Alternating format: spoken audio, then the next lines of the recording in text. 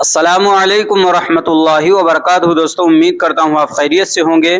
मैं हूँ मोहम्मद मकसूद कासमी और आप देख रहे हैं बाग़ मदीना यूट्यूब चैनल। लोकसभा की 542 सीटों के लिए काउंटिंग जारी है। दोपहर 1 बजे तक के रुझानों में एनडीए को 290 सीटें मिलती दिख रही हैं।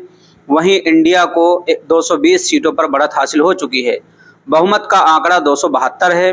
भाजपा गठबंधन को मेजॉरिटी मिलती दिख रही है, लेकिन क्या इंडिया के भी सरकार बनाने की संभावना है? सियासी गणित इस टेबल से समझते हैं। लोकसभा की कुल सीटें कितनी हैं? 543। बहुमत का आंकड़ा है 272। गठबंधन एनडीए को 298 सीटें हैं और इंडिया को तकरीबन 221 सीटें इस वक्त तक मिल चुकी हैं। इंडिया को 211 सीटें मिलती हैं तो ये बहुमत से 51 सीटें पीछे रहता है। ऐसे में बहुमत के लिए उसे मौजूदा सीट शेयरिंग से बाहर भी पार्टनर खोजने पड़ेंगे। दो संभावित उनके साथी नजर आ रहे हैं। नंबर 1 टीएमसी, जो ममता बनर्जी की पार्टी है, उसमें 31 सांसद नजर आ रहे हैं। जबकि कांग्रेस की अगुवाई में इंडिया ब्लॉक बना था, तब ममता बनर्जी इसके बैठक में शामिल हुई थी। उन्होंने ही इंडिया के संयोजक के लिए कांग्रेस अध्यक्ष मल्लिकार्जुन का नाम सुझाया था। हालांकि बंगाल में सीट शेयरिंग के मुद्दे पर तृणमूल और कांग्रेस के बीच सहमति नहीं बन पाई और दोनों ने अलग अलग चुनाव लड़ने का फैसला किया। इसके बावजूद ममता बनर्जी ने कहा था कि वो इंडिया के साथ हैं। लिहाजा अगर सरकार बनाने की नौबत आती है तो तृणमूल गठबंधन को समर्थन दे सकती है। नंबर 2 जदयू, 15 सांसद, जो नीतीश कुमार की पार्टी है। बिहार में भाजपा ने जनवरी 2024 में जदयू के साथ मिलकर सरकार बनाई थी। इससे पहले नीतीश राजद और कांग्रेस के गठबंधन की सरकार के मुखिया थे।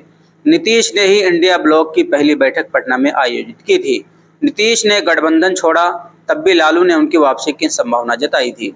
ऐसे में अगर इंडिया ब्लॉक नीतीश को अच्छी पोजीशन ऑफर करता है तो उनकी वापसी हो सकती है। सरकार बनाने को लेकर जारी कवायद के बारे में जानें। क्या कांग्रेस एनडीए सहयोगियों के संपर्क में है? इस पर कांग्रेस नेता पवन खेड़ा ने कहा, पर्दे के पीछे जो कुछ भी हो रहा है वो सब सार्वजनिक नहीं किया जाता। हमारा लक्ष्य 295 सीटों का है। अगर सब कुछ ठीक रहा तो हम निश्चित रूप से 295 तक पहुंचेंगे। चुनाव आयोग की वेबसाइट पर नतीजे समय पर अपलोड नहीं किए जा रहे हैं। हमें पूरा भरोसा है कि हम सरकार बनाने की स्थिति में होंगे। नेताओं की बैठक और मेल मुलाकात का दौर शुरू हो गया है। फाइनल नतीजे आने से पहले ही नेताओं के बीच मेल मुलाकात का दौर भी शुरू हो चुका है। कोलकाता में कालीघाट स्थित सीएम ममता बनर्जी के आवास पर बड़ी बैठक चल रही है। इस बैठक में अभिषेक बनर्जी से ममता आगे की रणनीति पर बातचीत कर रही हैं। शरद पवार ने चंद्रबाबू और नीतीश को अप्रोच किया।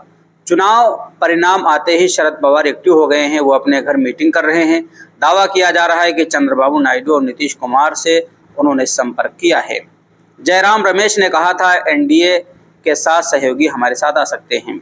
कांग्रेस नेता जयराम रमेश ने काउंटिंग से 5 दिन पहले कहा था कि लोकसभा चुनाव 2024 में जीत के बाद इंडिया ब्लॉक 48 घंटे के अंदर प्रधानमंत्री पद का उम्मीदवार तय कर देगा।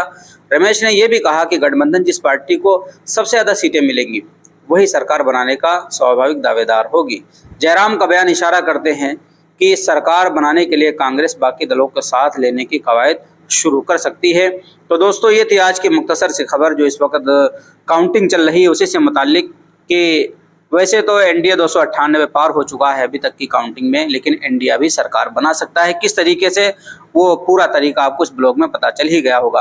अब आप हजरात को क्या लगता है, क्या नीतीश कुमार फिर पलटी मारेंगे? जैसा भी लगे नीचे कमेंट कीजिए। पहली बार चैनल पर आए सब्सक्राइब भी कर सकते हैं। चलिए दोस्तों, फिर मिलते हैं इंशाल्लाह जल्दी किसी नए वीडियो में। अस्सलाम वालेकुम रहमतुल्लाहि व बरकातुहू।